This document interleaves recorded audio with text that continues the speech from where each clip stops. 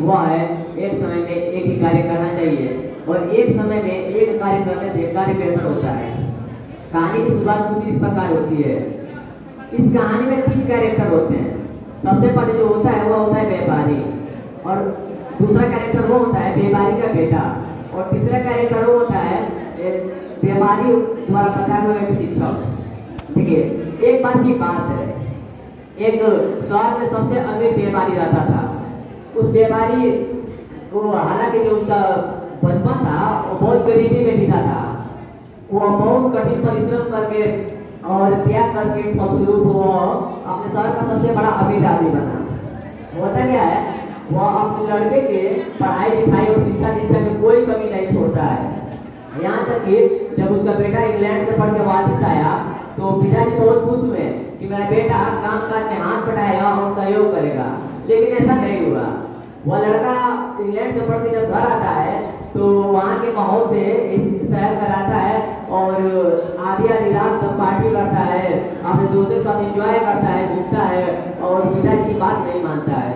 यह सब देखकर पिताजी बहुत चिंतित होते हैं उसके भविष्य के लिए कि मेरा बेटा का भविष्य बहुत खतरे में है, क्योंकि अगर ये ऐसा ही रहेगा तो मेरे द्वारा इकट्ठी की हुई संपत्ति को एक दिन बेच के खा लेगा और नष्ट कर लेगा और एक दिन गरीबी में ये मर जाएगा और इसकी आने वाली जनरेशन खतरे में पड़ सकती है। होता क्या है, यह सब सोचकर पिताजी के मन में एक आइडिया आता है और पिताजी एक समाचार पत्र में, एक न्यूज़पेपर में यह छपवाते हैं कि ऐसा कोई शिक्षक है जो मेरे बेटे को यह सिखा सकता है कि बेटा जीवन में सफल कैसा हुआ जाए, जीवन में संतुष्ट कैसे हो और जीवन में खुश कैसे रहा जाए।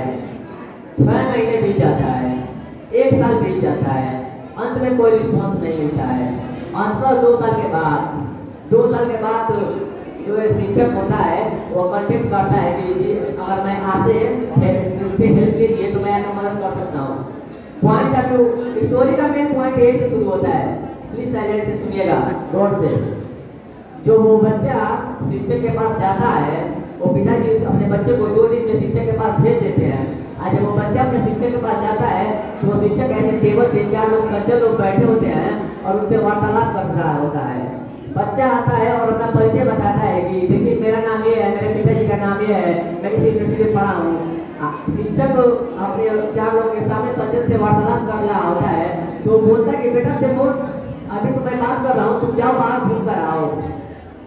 यह सब देखकर लड़का बाहर चला जाता है शिक्षक की बात मानकर। शिक्षक पूरा उसे दोबारा बुलाता है, कहता है देखो बेटा तुम तो यहाँ पे नए आए हो, तुम्हें माहौल नहीं पता कि कौन सा जगह कहाँ है, इसलिए उसे एक ऐसे चेकलिस्ट देता है।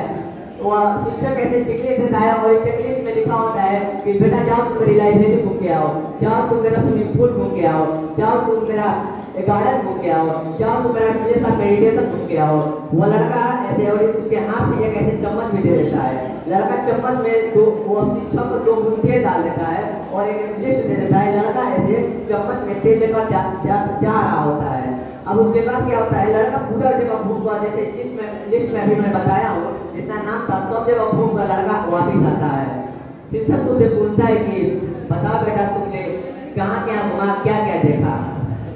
लड़का कहता है कि लड़का बहुत चिंतित होकर कहता है कि शिक्षक मैं तो कुछ गया तो हर जगह हूँ, हालांकि गया तो हर जगह हूँ पर मैं देखा हूँ पर मुझे कुछ याद नहीं है। शिक्षक कहता है कि देखो इसका कोई मतलब नहीं होगा, तुम गए हर जगह हो और तुम्हें कुछ याद ही नहीं है। एक काम करो, अभी मैं सज्जन बैठे हुए हैं इनसे वार्तालाप करने में कम से कम मिनिमम 30 मिनट लग जाएगा, तुम पुनः जाकर एक बार घूम कर अच्छे से देख कर आओ। लड़का इस बार पूरा घूम कर देखने में और शिक्षक को अपनी बात बताने में लग जाता है। पूरा बात वो घूम कर आता है, चेकलिस्ट में लिखा होता है प्लेस ऑफ मेडिटेशन।